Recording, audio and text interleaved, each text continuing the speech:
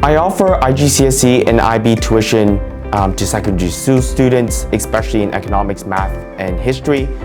These were the subjects that I did for my IB higher level. I also offer kind of the university guidance side. So in the UK, that would be about UCAS and personal statements. In the US, that would be looking at Common App essays, but also essay-specific questions for the different colleges that the applicant is applying to.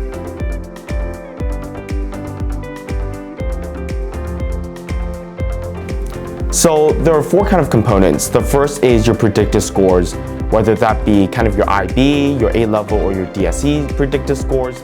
The second part is the testing, so whether you're taking the SAT or the ACT. The third is the kind of personal questionnaire specific to US universities, where you kind of fill out your past academic backgrounds, your extracurriculars, any kind of awards and achievements. And lastly is the essay-specific questions for different colleges. In terms of what I think is the kind of most important factors, I think one is your predicted scores. It's an indication of kind of how well you're doing academically, but also how well you're picking up kind of the learning and the knowledge aspects. The second bit is, I would say, the essay writing, because at the end of the day, the way I would think about it is, every essay is telling a little bit of a story about yourself. And together, when reading the essays, it forms kind of the full picture of who you are, from the personal side, but also from an academic side.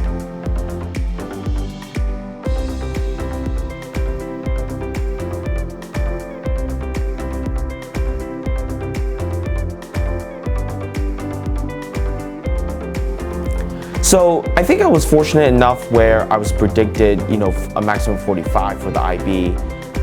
But I think overall the pressures of especially applying to universities in the second year, when kind of your IB workload is quite heavy, but also having to balance between the kind of work and just relaxing.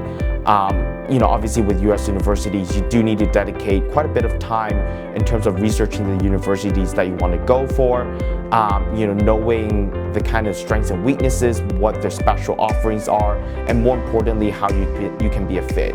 A lot of the applications, as you fill it in, would require you to kind of show how you can add value to the university and the campus.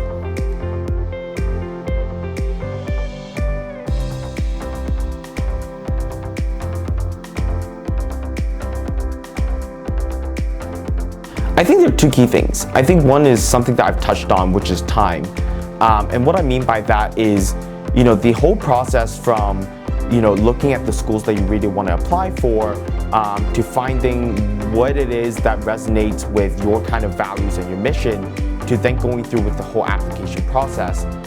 That requires a substantial amount of time, talking about anything from, 3 months to half a year. So it's important to prepare ahead of time in regards to that.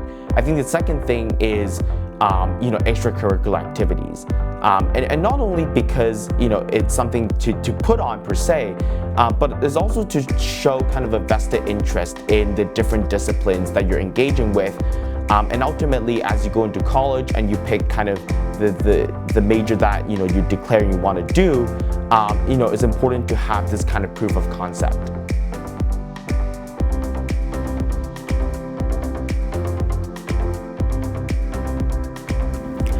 So I think it really doesn't matter.